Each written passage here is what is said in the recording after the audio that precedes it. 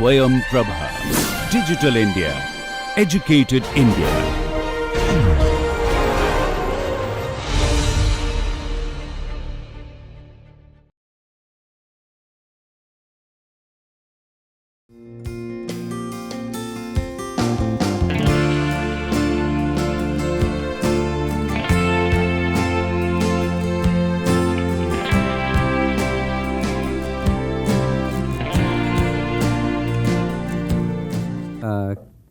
Resuming, we say that we have to take two perturbations so that equality constraint remains satisfied, and now we express delta sigma b.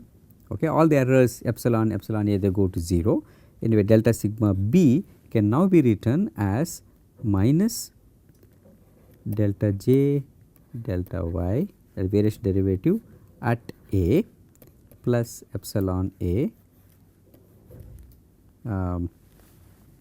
divided by this one delta j by delta y, variation derivative at b plus epsilon b times delta sigma a. That is what we get from here to here, right. Now, what we do is consider the change in first order change in our functional, because the same two perturbations. We have taken a function y and perturbed at 2 points a and b, then this one will also be there. This will be if I looked at it, here what we have to make a small change. When you have k, this is actually k here and not j, right. So, let me change that. This is so that is delta k. Okay, let me take the same thing, delta k, delta k, delta k and delta k, okay, not j, because we are doing in k. Now, we will try to do this in j. That will only change will become, this is delta j by delta y at a plus epsilon a into delta sigma a, the same perturbation that we had area, plus this will be delta j by delta y b plus epsilon b into delta sigma b. That is the change. That is not equal to 0. What we need to say, well, when we take this in terms of only a single perturbation, sigma delta sigma b, we have now written in terms of delta sigma a. So, we can write this. This is a first order change in the functional, objective functional, because of the change in the function, actually two changes, two perturbations. So, we will have delta j delta y at a plus epsilon a into delta sigma a. Now, instead of delta sigma b, we will substitute what we have here. So, that will give us this thing delta j by delta y at b epsilon b, and this will be the minus, okay, I will just put it as minus 1 to account for that, times delta k by delta y at a plus epsilon a divided by delta k by delta y at b plus epsilon b, this whole thing times delta sigma a. Now, if we look at this, this is delta sigma a. The perturbation, there is only one that we can make, other perturbation is dependent on the first perturbation to make the constraint satisfied, the k equal to 0 or delta k equal to 0, first order thing. Now, if you collect all of these, this one is going to be, we will say that all of these epsilons, right, we have epsilon a in several places, they all go to 0 if a perturbation is really small, rather this delta sigma a tends to 0 also, right. When you have that, we can leave out all these things. Now, what we will be left with will be delta j by delta y at a plus, we want to call this portion including the negative sign. So, there is a negative sign which came because of this here, right. including that we want to call that as some lambda. Okay. So, I will write that lambda. Okay. What will be left out after I make epsilon a tends to 0 is delta k by delta y at a, okay, all of this multiplied by delta sigma a. This we argue should be 0. This is the first order change and that should be 0 if y that we are considering is actually a minimizing function. Okay. That is what we got. So, we got an equation. Now, let us circle it. Yeah, this whole thing, because delta sigma is arbitrary, this whole thing should be equal to 0, right. Let us remember that. Now, let us also try to write what we have here. We defined something to be lambda. Okay. Now, again these epsilon epsilon I will not write because they tend to 0. What we have here is delta j delta y, that is a variational derivative at b, okay, divided by delta k by delta y at b with a minus sign, that is equal to lambda. So, what does that give us when we write it? Delta j delta y at b plus, because lambda this is a minus sign, let us say we take the minus sign the other side and we have delta k multiplying that will be lambda times delta k by delta y at b equal to 0. So, we got another equation here. We had one equation, another equation. If you look at it, they are the same, only thing is this is evaluated at a, this is evaluated at b. Let us remember that the 2 points we chose for perturbations, they are arbitrary. We could have chosen this a and b. If you go back and look at it, this a and b we could have chosen wherever we want. That means that the two equations that we have here, this is equation 1 and equation 2, are to be valid at every point in the domain from x1 to x2. So, that gives us a necessary condition now, which is to say the variational derivative of the objective functional, okay, plus some lambda times variational derivative of the functional type of constraint equal to 0. This should be true for all x belonging to the interval x1 to x2. Everywhere this should be true, and that is the necessary condition for a global constraint problem. Now, this thing, like we had done the finite variable optimization problem, this is called the Lagrange multiplier. Okay. This multiplier is a scalar variable, scalar variable. Okay. So, we have to find that. How do we find it? Because this is a differential equation, because this Lagrange equation will be an expression, this will be an expression, this is some constant that we do not know as yet. This is essentially the whole thing that we have here is a differential equation, right. This is a differential equation, okay, and there will be boundary conditions also that we can write for it. But in order to solve for this Lagrange multiplier equation, fortunately we have it. What is the equation? To solve for that, we have this x1 to x2 g, that is k equal to g y y prime dx equal to 0. This is a scalar equation. This is a scalar equation, because if you remember, if you recall, a functional is a scalar, its value, because functional is a mapping from function space to a real number space, its real value scalar. So, this is a scalar equation. So, we can solve for a scalar unknown, which is lambda. Okay. So, when this is the what we have here is the necessary condition, we can also write the Lagrangian here, just like we had done finite variable optimization. You have the j plus lambda k, we can write Lagrangian. Then if we take variation of this Lagrangian with respect to this function y equal to 0, what you get is essentially this differential equation. Okay. And we have the constraint which is this, which we can solve.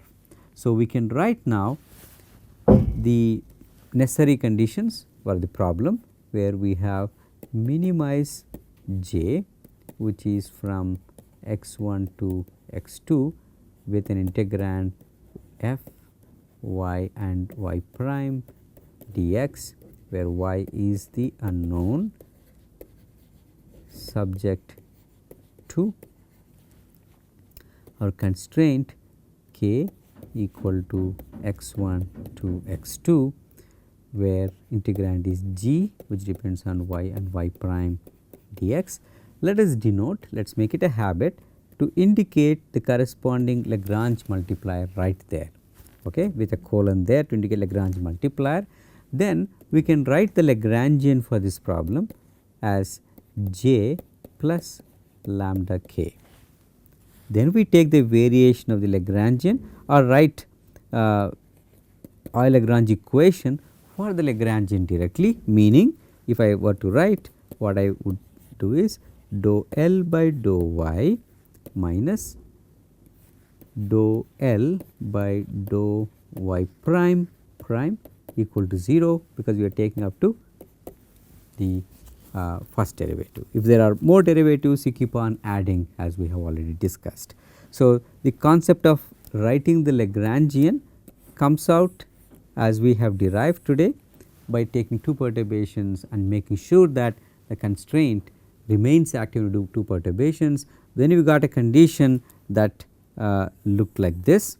Of course, Lagrangian included means that what we had was delta j by delta y plus lambda times delta k by delta y, these two things being what we get when you write the Euler-Lagrange equation. So, this will be this part will be dou j by dou y minus dou j by dou y prime equal to 0. Likewise, this portion is going to be dou k by dou y minus dou k by dou y prime well, not equal to 0, right. It is just the expression. Yeah. So, that is what we have, and what we have here when you take variation, that is what it means. When you take Lagrangian, this L has j plus lambda k, that is what we will have lambda k coming from this, and total this is what we get. Okay. This is how we do when you have a constraint. Let us take a simple problem from mechanics, okay, or geometry or mechanics, which is the famous problem again. If I have 2 points and there is gravity, this time I am not going to talk about Brachistochrone problem, there are 2 points and there is gravity. We take a problem of a chain or a rope which has some mass. Okay. When I hang it between 2 points like this, let us say it is fixed over there and fixed over here. Okay. There are 2 points given, point 1 coordinates are given, point 2 coordinates are given.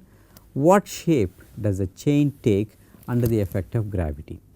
This is a constrained minimization problem, because we know principle of minimum potential energy. So, this chain, let us say that the chain has mass per unit length,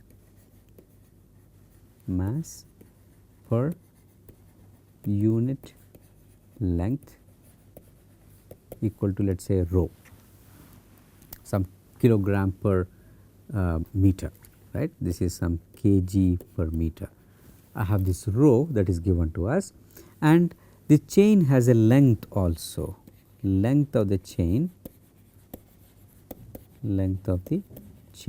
or a rope, heavy rope, let us say this is length is L, okay. And let us say the separation between these two is some, let us say, h, okay. Horizontal separation is h, vertical separation will be there, 1 and 2 points coordinates are given to us. how do we pose a problem? Because the chain, all these little points on the chain, every one of them wants to minimize its potential energy. As a consequence, everything wants to go down as much as they can, right. So, but then they cannot all go because it is held fixed at the 2 points, because they are all, this is inextensible chain we have to consider. Chain usually when you take, you cannot pull it, you cannot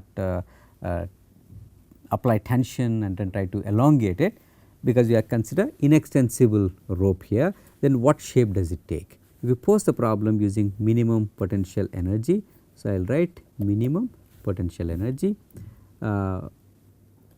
Let us indicate with PE itself, potential energy under the gravity. We take some reference where we measure this. Let us say I take this reference right here. I put a coordinate system. This is my x and this is my y. The shape of that chain is my function y of x, right, taking from reference coordinate system that we have taken.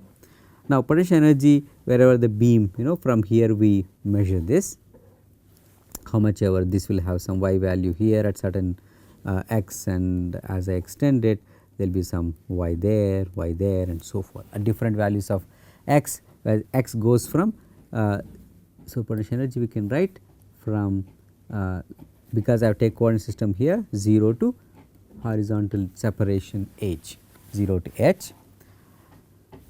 If I take a little piece of the chain here, okay, with the dx there, or let us call this ds, the little piece over there, okay, let us say that is ds. What is its mass? It is going to be rho ds.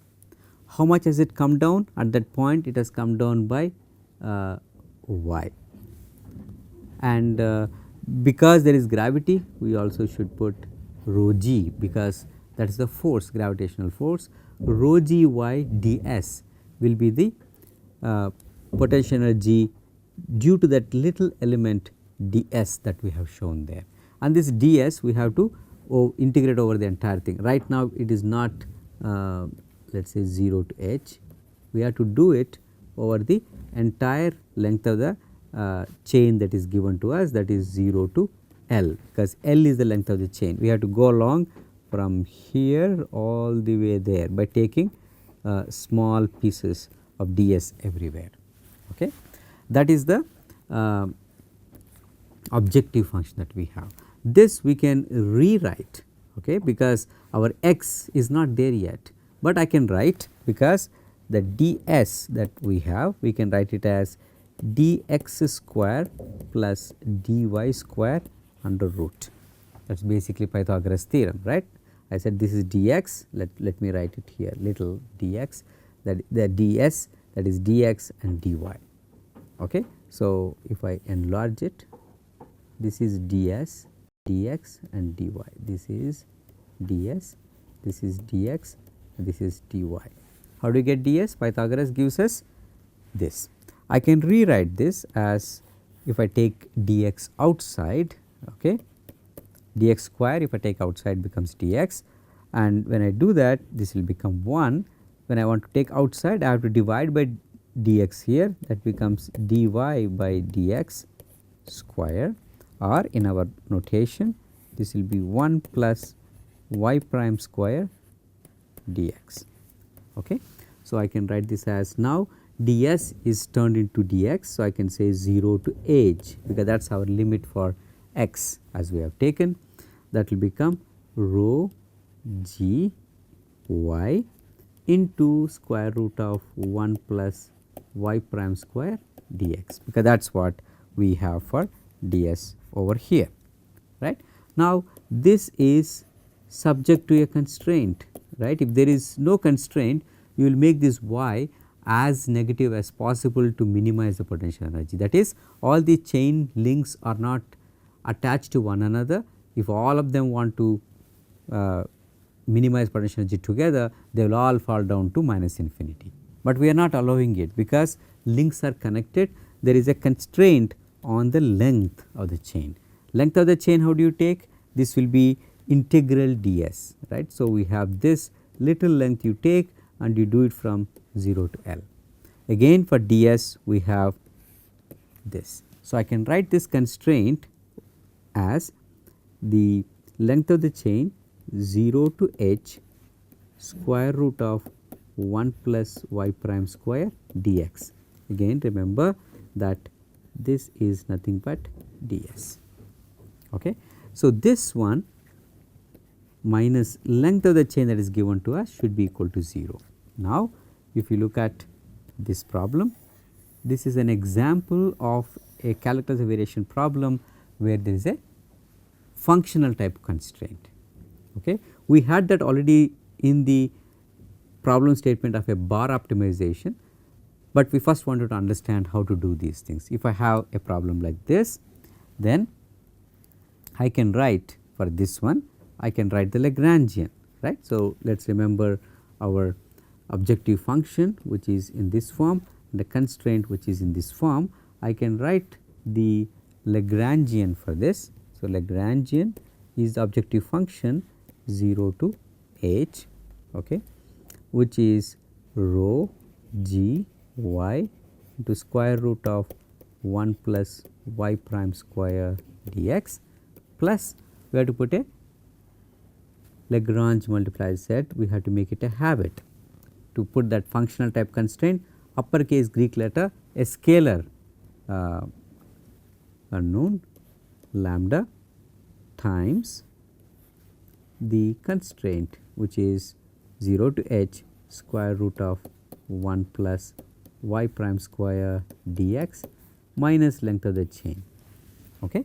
This is our unconstrained problem now, because we wrote a Lagrangian. For this we write Euler-Lagrange equation for the Lagrangian itself, right. That means that I have to do dou L by dou y minus dou L by dou y prime prime equal to 0.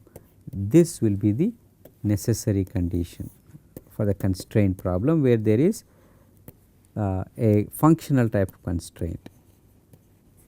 In this case the functional is an integral, Euler-Lagrange equation with the Lagrangian. Okay. So, we can do this now. So, we have dou L by dou y, we have y here and nowhere else. So, we can write it as rho g to square root of 1 plus y prime square, that is dou L by dou y. Okay. So, let me encircle this in black so you can relate to the black color. Now, let us write this part in blue color, okay, minus we have to write dou L by dou y prime, it is over here and it is also over here. More terms will come in. So, if you do this, so y is now kept as it is because you are doing partial derivative with respect to y prime. So, this will have rho g y, derivative of this will take it downstairs 1 plus y prime square. There is a half that comes and then y prime square derivative will be 2. Let me write it half because this is square root, half will come and now this will become 2 y prime, okay, and this 2 gets cancelled. That is for this portion. We will also have plus lambda times this part, right. There is a y prime there, that will be again 2 will get cancelled, this will be 1 plus y prime square and then y prime 2 y prime, 2 gets cancelled, we get this. This whole thing we have to take derivative like this one, okay, that is equal to 0. This will be the differential equation for the chain. So, you have to simplify it. Now, you have 1 plus y prime square, it goes, but then there is a prime, right. We have to do this. Basically, we have a differential equation with which we can solve for the chain shape. In fact, when you solve this, you still do not know this lambda, right. How do you find the lambda? For that we have the constraint. So, this and our constraint which says that from 0 to h 1 plus y prime square with a square root dx minus L equal to 0 or that is equal to L. So, this differential equation and this constraint have to be solved to find our solution y star x and our solution value of lambda star. If you find that, you would have solved the problem, and that happens to be what is known as a catenary. It is a famous geometry or mechanics problem. It is both geometry and mechanics problem. It is called a catenary. A chain takes the shape of a catenary. In fact, many bridges that are built, suspension bridges, will also take this bridge, if take this shape called catenary. Okay. So, what we have done now is we have taken a problem where we are minimizing potential energy subject to a functional type constraint. There is a integrand for this, integrand for this, both are defining two functionals, and we have solved the problem. So, by using this concept of Lagrangian. So, just before we finish, let us say what we have done today. We have done a general problem where you have minimized, there is a functional which will have x1 to x2, an integrand that depends on a function. In fact, it can be any number of derivatives, even though whatever we have discussed we did not say it, but various derivatives applicable to any number of derivatives. Okay, we have a function like this subject to a constraint which also can depend on any number of derivatives. So, integrand here can be y, y prime, y double prime, and y nth derivative dx, if we have something like this. So, here we should not forget to put this lambda, which is the Lagrange multiplier. We write the Lagrangian. So, Lagrangian, if you say again, is L is j plus lambda k, and write a Lagrange equation for the Lagrangian directly, and the boundary conditions. If you write all of them, you get the answer. Answer here is arriving at the differential equation and the constraint, like we have for the catenary problem, that is the differential equation, and this is the constraint to solve for this lambda. Okay. Now, we know how to deal with a functional type constraint. In the next lecture, we will deal with a differential equation type constraint. Once we do these two, we can solve any problem in calculus of variations, then you can do any problem in mechanics or structural design, optimal structural design. Thank you.